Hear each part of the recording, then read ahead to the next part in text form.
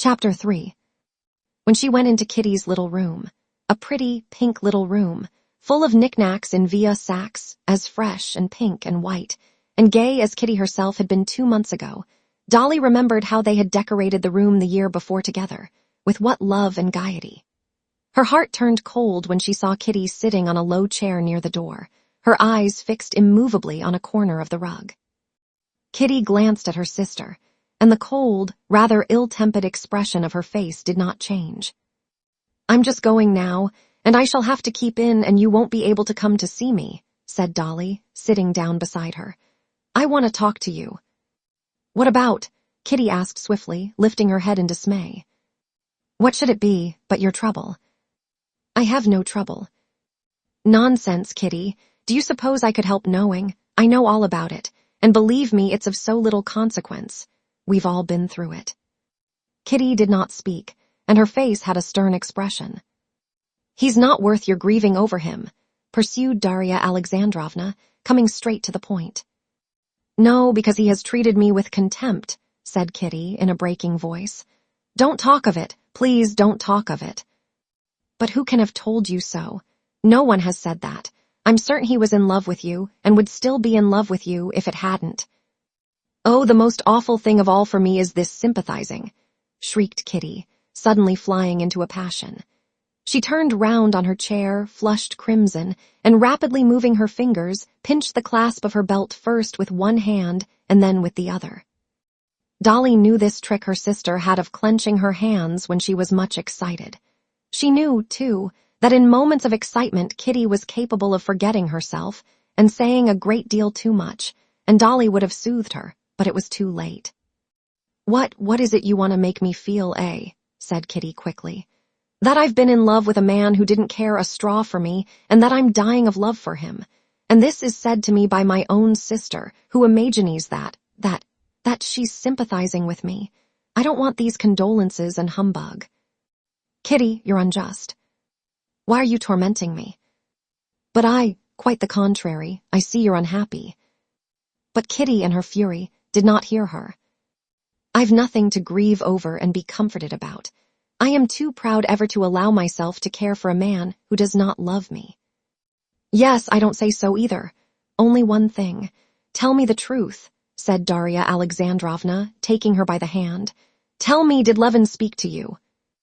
The mention of Levin's name seemed to deprive Kitty of the last vestige of self-control. She leaped up from her chair, and flinging her clasp on the ground, she gesticulated rapidly with her hands and said, "Why bring Levin in too? I can't understand what you want to torment me for.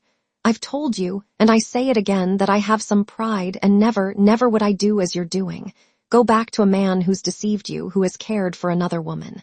I can't understand it. You may, but I can't." And saying these words, she glanced at her sister, and seeing that Dolly sat silent, her head mournfully bowed, Kitty, instead of running out of the room as she had meant to do, sat down near the door and hid her face in her handkerchief.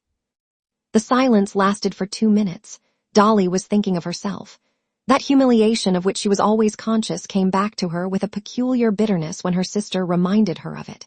She had not looked for such cruelty in her sister, and she was angry with her. But suddenly she heard the rustle of a skirt, and with it the sound of heart-rending, smothered sobbing, and felt arms about her neck. Kitty was on her knees before her. "Dollinka, I am so wretched," she whispered penitently, and the sweet face covered with tears hid itself in Darya Alexandrovna's skirt. As though tears were the indispensable oil, without which the machinery of mutual confidence could not run smoothly between the two sisters, the sisters after their tears talked, not of what was uppermost in their minds, but, though they talked of outside matters, they understood each other. Kitty knew that the words she had uttered in anger about her husband's infidelity and her humiliating position had cut her poor sister to the heart, but that she had forgiven her. Dolly, for her part, knew all she had wanted to find out. She felt certain that her surmises were correct, that Kitty's misery, her inconsolable misery, was due precisely to the fact that Levin had made her an offer and she had refused him, and Vronsky had deceived her, and that she was fully prepared to love Levin and to detest Vronsky. Kitty said not a word of that. She talked of nothing but her spiritual condition. I have nothing to make me miserable, she said, getting calmer. But can you understand that everything has become hateful, loathsome, coarse to me, and I myself most of all?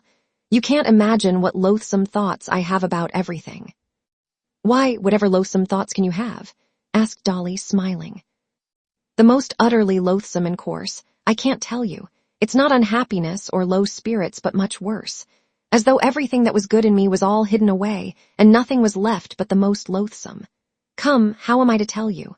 She went on, seeing the puzzled look in her sister's eyes. Father began saying something to me just now. It seems to me he thinks all I want is to be married. Mother takes me to a ball.